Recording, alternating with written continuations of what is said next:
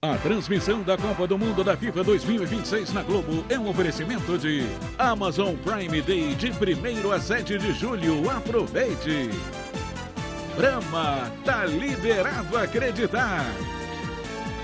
BYD Sound Pro, seu SUV super híbrido, camisa 10 em autonomia. Superbet, convoque os seus com o Faça Bola.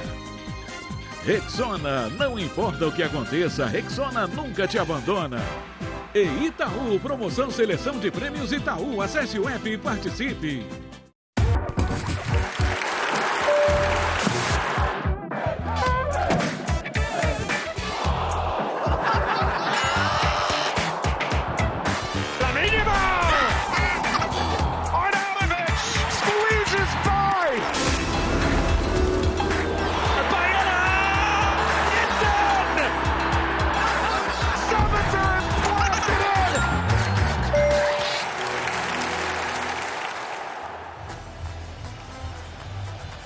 Muito boa tarde, um grande abraço para você que acompanha a Globo em todo o Brasil. Estamos chegando direto da Califórnia, direto de Los Angeles, que vai ser o palco dos Jogos Olímpicos de 2028. E estamos em uma que será sede dos Jogos Olímpicos de 2028. Uma arena que vai receber parte da cerimônia de abertura, que vai receber as competições de natação. Nós estamos no estádio mais caro desta Copa do Mundo, custo estimado na casa de 30 bilhões de reais. Uma joia da arquitetura, da engenharia, inaugurado em 2020, o estádio de Los Angeles, recebendo os torcedores de Espanha e Áustria, esperançosos que a sua seleção avance para as oitavas de final da Copa do Mundo. Mais um jogo da segunda fase ao vivo para você aqui na tela da Globo. Esse estádio com capacidade para 70 mil pessoas, 21 graus de temperatura, 66% a umidade relativa do ar, o vento na casa dos 6 km por hora. A bola rola daqui a pouquinho, a partir das 4 da tarde, no horário de Brasília, meio-dia aqui em Los Angeles. O torcedor espanhol confiando em Lamine Yamal, que vem para o jogo sem estar 100% das suas condições, inclusive tem tido a sua minutagem controlada ao longo deste Mundial. Tô aqui com o Maestro Júnior, com a Ana Thaís Matos, que serão os comentaristas da Globo nesta tarde aqui em Los Angeles. Mas antes deles falarem sobre o jogo, vamos com as informações do repórter Guilherme Roseguini, que traz os destaques da Espanha e da Áustria pra gente. Tudo bem, Roseguini? Boa tarde. Salve, bebê, saudações a você, a todos que nos acompanham. Eu estou aqui do lado de fora, ó, acompanhando esse mar vermelho, a chegada das torcidas de Espanha e Áustria. Ontem pude testemunhar as entrevistas dos treinadores. Luis de la Fuente, que comanda a seleção espanhola, disse que 17 dias de Copa fizeram muito bem para esse time. Porque ele não sofreu gols, não teve sustos e mesmo assim pôde recuperar atletas importantes, como o prodígio Lamine Yamal. Do outro lado, a Áustria teve tudo nessa Copa, menos essa paz toda. A equipe só se classificou depois de um 3-3 ali caótico com a Argélia, gol marcado no último minuto. Mas o técnico Ralf Rangnick disse que a própria Copa soluciona esse enigma. Segundo ele, tudo que você precisa agora é conseguir levar o jogo para os detalhes, porque aí sim, azarões podem derrotar favoritos. Eu volto com você.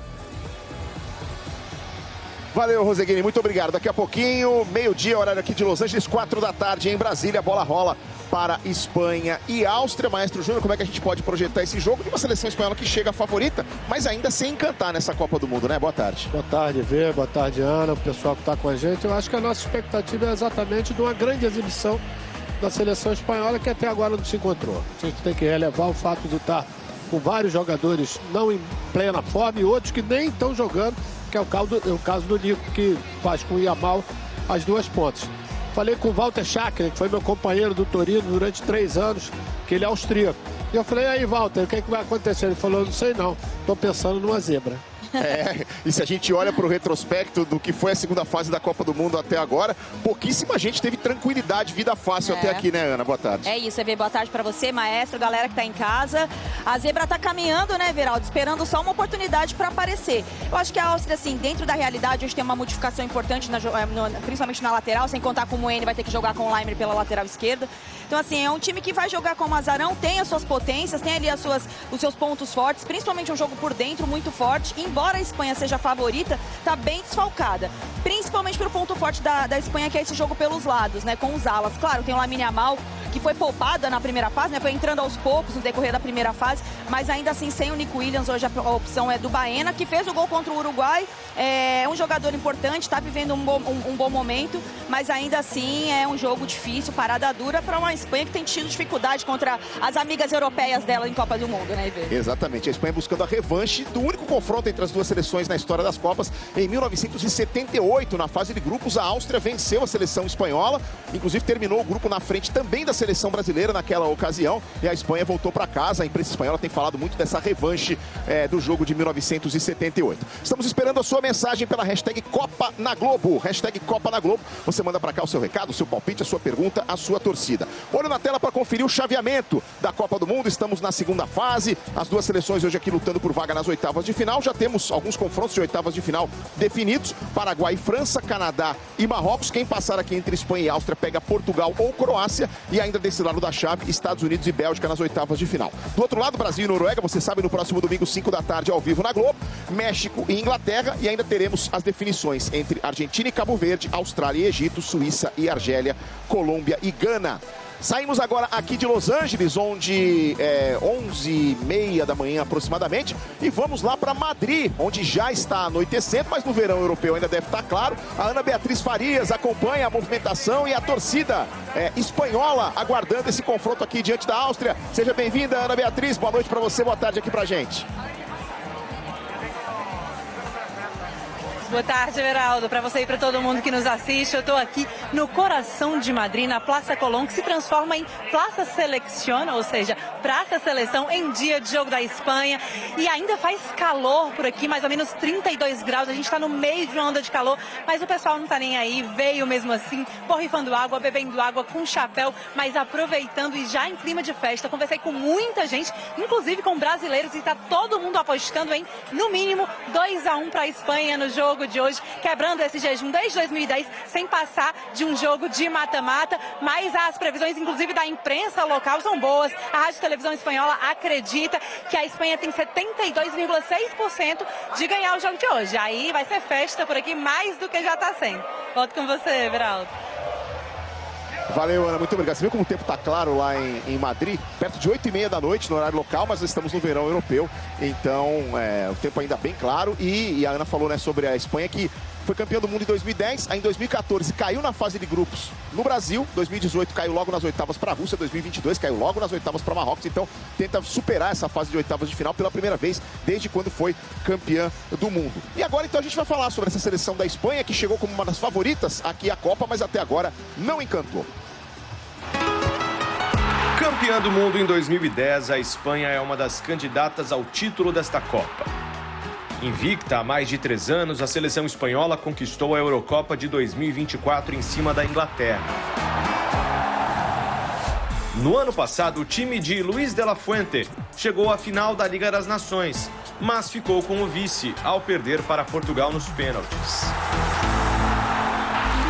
Os espanhóis alcançaram um feito inédito em sua história nessa Copa. Destaque para o jovem Lamine Yamal. O atacante de 18 anos marcou um gol na vitória sobre a Arábia Saudita. E aí nós temos imagens do aquecimento do Lamine Yamal, que com 18 anos de idade carrega a responsabilidade aí de ser a referência técnica dessa seleção da Espanha, neste momento ainda mais com as lesões, Maestro Júnior. Eu acho que não pesa muito não, inclusive porque a gente viu durante a Eurocopa que ele jogava como se estivesse jogando as categorias de base, né, no sub-20 da Espanha. É um jogador que tem uma qualidade realmente acima da média. E que se você não tiver uma atenção muito grande pelo lado que ele joga, você termina tendo problemas. A gente até pode esperar uma marcação extra em cima do Lamine Yamal. O Ralf Rangnick falou a respeito disso na entrevista de ontem, Ana. Fundamental, né? Já que você não tem o Nico Williams, você tem que reforçar, porque ele vai encontrar, vai tentar fazer de tudo para furar ali as linhas de defesa da Áustria. É um jogador especial, sofreu, né, com a questão física e agora próximo da Copa do Mundo. Por isso que foi até preservado em alguns minutos aí na primeira fase, mas um cracaço, é titular da seleção espanhola desde os 16 anos. Então a expectativa para uma uma grande fase mata-mata de Lamine Yamal com a camisa da Espanha. E de um lado, a juventude de Lamine Yamal, para tentar pará-lo, a seleção da Áustria conta com a experiência de Alaba. 34 anos de idade, mas sofreu muito com lesões nessa temporada. Foram 3 lesões ao longo da temporada, tanto que ele fez só 16 jogos pelo Real Madrid. O Real já avisou que não vai renovar o seu contrato. Sou apaixonada pelo futebol do Alaba, em especial na seleção austríaca, porque ele faz praticamente tudo bem, né? Ele foi jogar como defensor, mas pode jogar um pouco mais adiantado. Se precisar, ele sobe pro ataque também. Só que, claro, o tempo vai passando, sofreu muito com as questões com as lesões, né? Com as questões físicas, em especial nessa atual temporada, né? Terminando agora com a Copa do Mundo, mas ele é fundamental para o sucesso da Áustria. Se tiver sucesso dessa seleção, passa pelos pés do Alaba. Um cara multicampeão, que tem 4 ligas dos campeões no currículo, entre Bayern de Munique e Real Madrid. Joga de zagueiro, joga de lateral, se precisar, joga de volante. E hoje, para a Áustria ter chances de parar o ataque da Espanha, ele precisa fazer um bom jogo, né, Maestro? A gente viu que o treinador colocou uma série de jogadores de meio campo, que é para congestionar exatamente esse setor onde a gente tem Rodri, tem o Dani Olmo e você tem também o Pedro, que são jogadores que a Espanha não joga somente na base do Yamal ou do Nico quando estão. Ele é um time que toca a bola, vem daquele tic-tac lá de trás, de Xavi, Iniesta, tudo isso.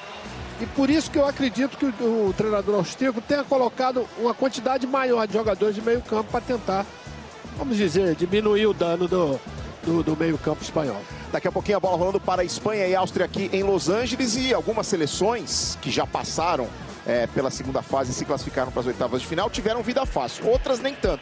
Por isso a gente quer saber de você qual seleção entre as favoritas jogou melhor até agora: Argentina, Brasil, Espanha, França, Inglaterra ou Portugal.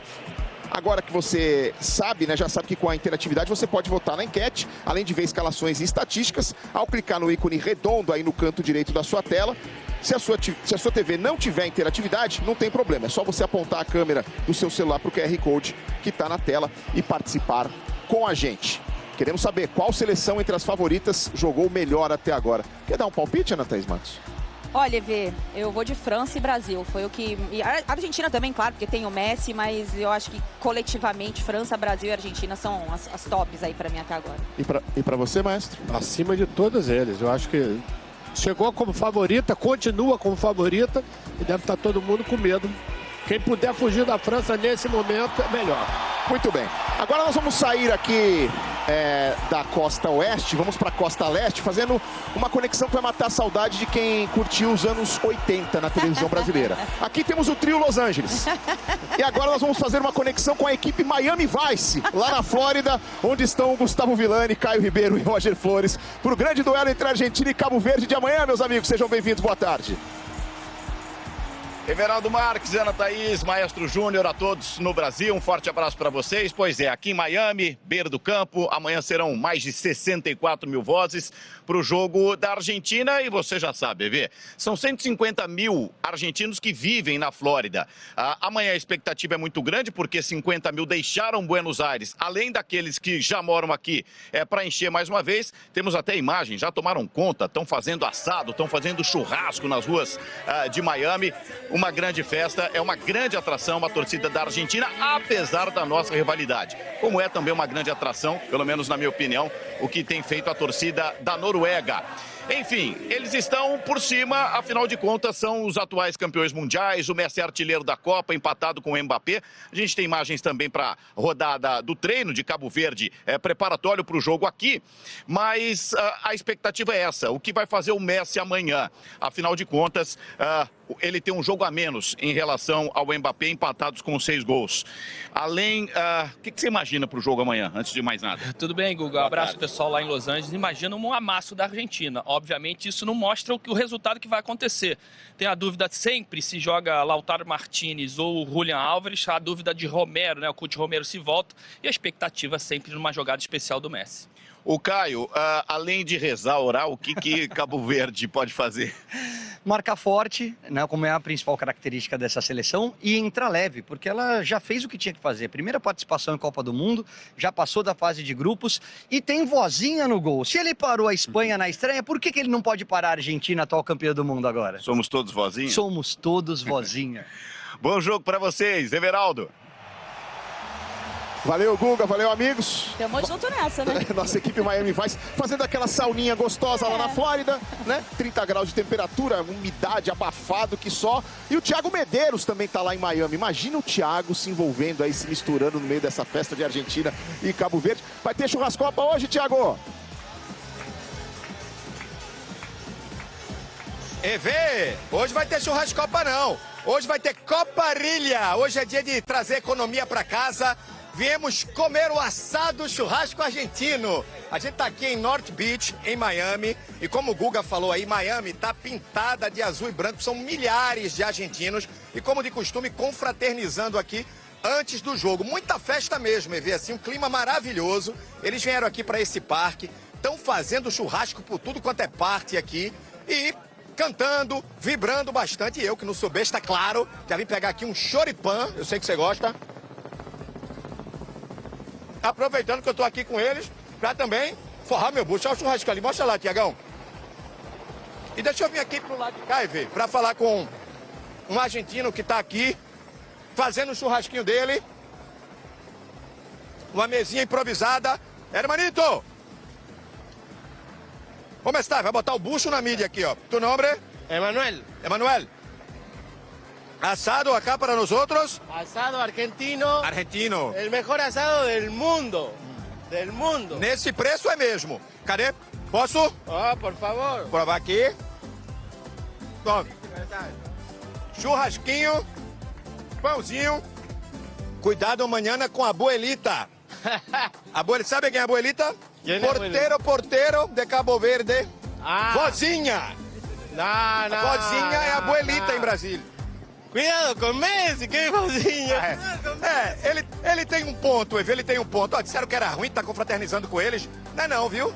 Economizei o almoço. Cheiro pra tu.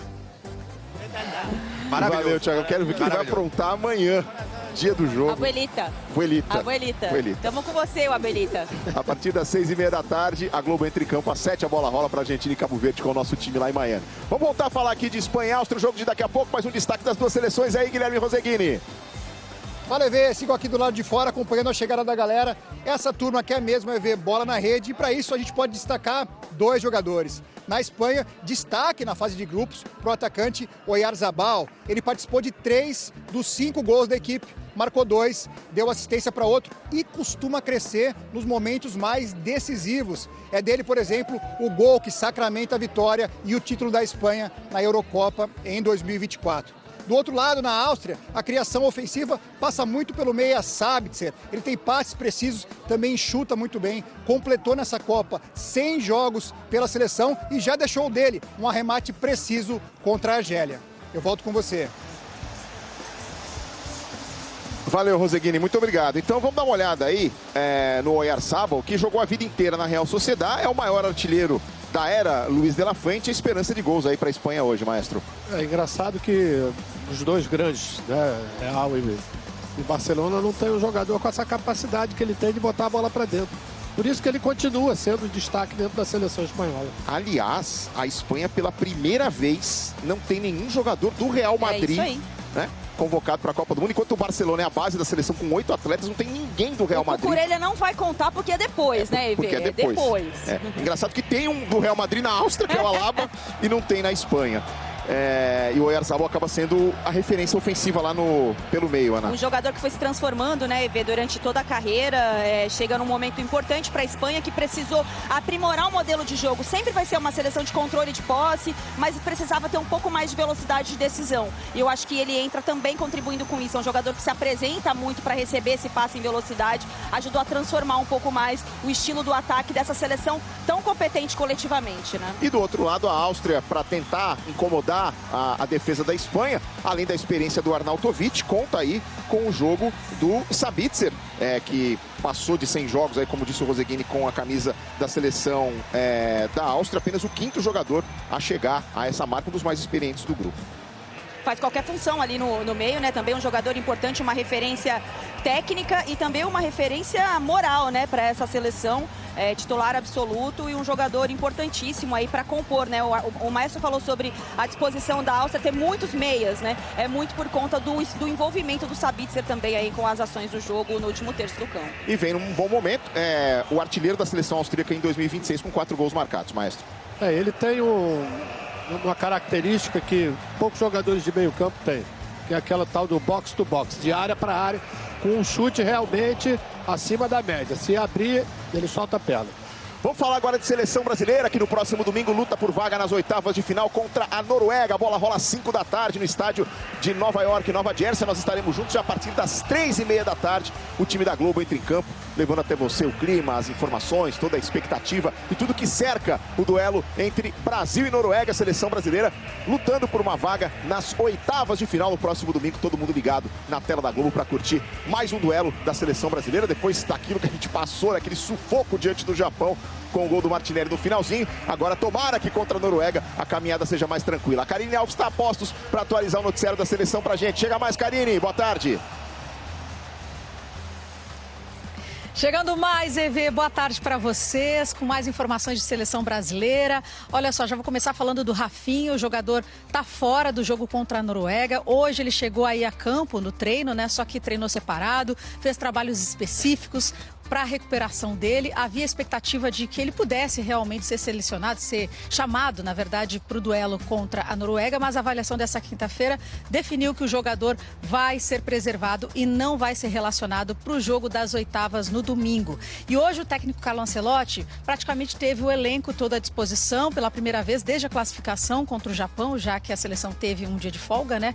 Ele comandou hoje o treino com bola envolvendo os titulares também. Só que fora de atividade, o Paquetá seguiu o tratamento da lesão na coxa, continuou com a delegação também aqui nos Estados Unidos e o Ryan hoje não foi a campo, mas isso também estava programado, apenas um controle de carga. Ele não preocupa para a partida de domingo. E hoje foi a vez do Endrick falar com a imprensa. Inclusive, a gente separou um trecho dele falando sobre a preparação, sobre o fato de ser tão jovem na seleção em busca da titularidade. Vamos ouvir.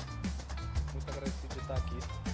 Para mim já é uma vitória estar com esse grupo. Tá na seleção brasileira disputando a Copa do Mundo.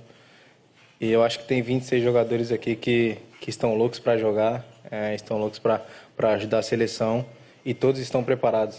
Eu também tô muito preparado para esse momento, porque se os 26 que estão aqui não tivessem preparado, não estar aqui. Então, todos aqui estão esperando a oportunidade. Eu vou esperar em Deus, esperar no Mister. O Mister vai fazer a melhor coisa para a equipe e, se Deus quiser, vamos fazer um bom jogo e poder passar de fase. Vamos aguardar então para ver, porque o Endrick também é uma das opções para entrar no lugar do Paquetá, que agora está fora desse jogo contra as oitavas de final. Amanhã a seleção ainda treina, 11 horas aqui no horário de Nova Jersey, meio-dia pelo horário de Brasília. E claro que a gente vai trazer mais informações ao vivo aqui na Globo. EV, volto com vocês. Valeu, Karine. Muito obrigado com as informações da seleção brasileira. E agora o Ancelotti com essa missão de definir o substituto do Lucas Paquetá, Ana. O EV, tudo que a gente imagina que o Ancelotti vai fazer, ele faz o contrário, né? Então não adianta a gente querer adivinhar a escalação dele. Claro que tem as várias opções o Brasil tem, cada um prefere alguém. Tem quem acha que o Endrick pode ser o titular e é uma boa alternativa. Eu acho que talvez usar mais um volante, né? Pensando que eu acho que vai ser um jogo bastante físico ali, de duelos muito físicos por dentro. Mas o Brasil tem ótimas opções para a posição do Paquetá, mas com características diferentes, né? E você, Maestro, quer arriscar? Quer dar um palpite? Não, eu não afastaria a manutenção do Matheus Cunha somente ali com o Endrick na frente. Sem esquecer que o Martinelli entrou muito bem no jogo. Quer dizer, é uma outra alternativa que ele tem. Pelo menos a gente tem duas ótimas alternativas.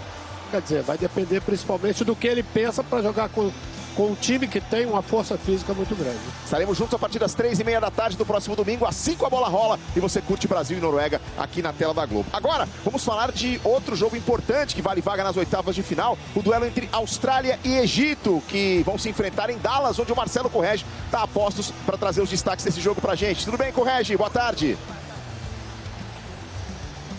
Oi, EV, boa tarde para você, boa tarde a todos. Estou aqui na Universidade SMU em Dallas, onde treina neste momento a equipe do Egito. E trago boas notícias para os amantes do futebol. Isso porque Mohamed Salah, o principal jogador do Egito, que deixou o campo contra o Irã com um problema no músculo posterior da coxa esquerda, estava treinando normalmente, a gente acabou de acompanhar isso, dando piques, driblando, ou seja, deve estar à disposição para entrar em campo amanhã nessa partida contra a Austrália, aqui no estádio de Dallas.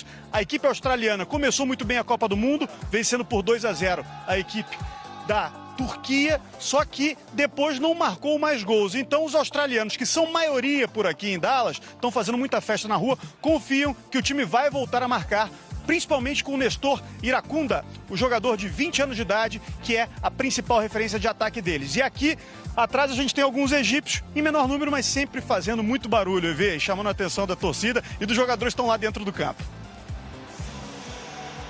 Valeu, Correge, muito obrigado. Amanhã a Globo mostra pra você todos os lances de Austrália e Egito. A nossa transmissão começa às 2h35 da tarde, a bola rola às 3 com a narração do Vinícius Rodrigues. Vamos dar mais uma passada lá por Madrid. A Ana Beatriz Farias está chamando com outros destaques da Plaça Selección, na capital espanhola, torcendo pela Fúria. Chega mais, Ana. Oi, eu tô aqui de novo. Agora eu tô no meio da galera e vou com palpites. Rubén, ¿de cuánto piensas que va a ser el partido hoy? 4-0. Hombre, optimismo. Muy fácil, muy fácil. ¿Y tú, Víctor? 2-1, hay que ser precavidos, Rubem acha que vai ser de 4-0, o Vítor 2-1, mas pra Dani eu não preciso perguntar em espanhol. Dani, você é brasileira, não é? Sou. 3-1 pra Espanha hoje. E quem vai ganhar a Copa, Dani? A Copa é do Brasil. Volto com vocês, pessoal. Valeu, Ana. É isso aí, Dani. É isso aí. Tá certo. Tá fechada com a gente. Tá certo torcer pela Espanha hoje. Tá certo torcer pela Espanha hoje. E como é que os espanhóis que moram no Brasil estão se organizando para acompanhar esse jogo? Nós vamos a São Paulo. A Amanda Barbosa está reunida com um grupo de torcedores da Espanha. Tudo bem, Amanda? Boa tarde. Oi, EV. Boa tarde para você, boa tarde para todos. Pessoal aqui animado para essa partida de hoje, ó. A dona Mari é quem está coordenando essa festa. Mari, quanto vai ficar esse jogo hoje? 3-0, 3-0. Qual o placar de hoje para esse jogo? O placar de hoje para essa partida? 2-1. 2-1? Então tá. É isso, muita festa por aqui, a galera animada e lá fora, uma paella sendo preparada. Comida não vai faltar para fortalecer o barulho por aqui, viu, EV?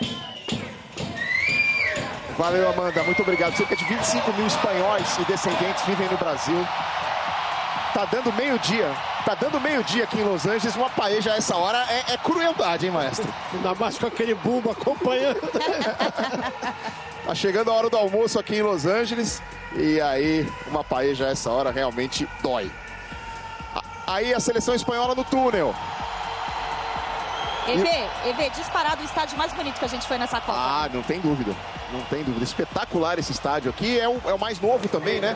Inaugurado em 2020. Vai ser a sede do Super Bowl, a final do futebol americano na próxima temporada. Você tá vendo aí no detalhe. Olha esse telão lá em cima. Esse telão oval, 360 graus. As imagens da galera vão aparecendo ali. O pessoal vai se vendo no telão e vai reagindo.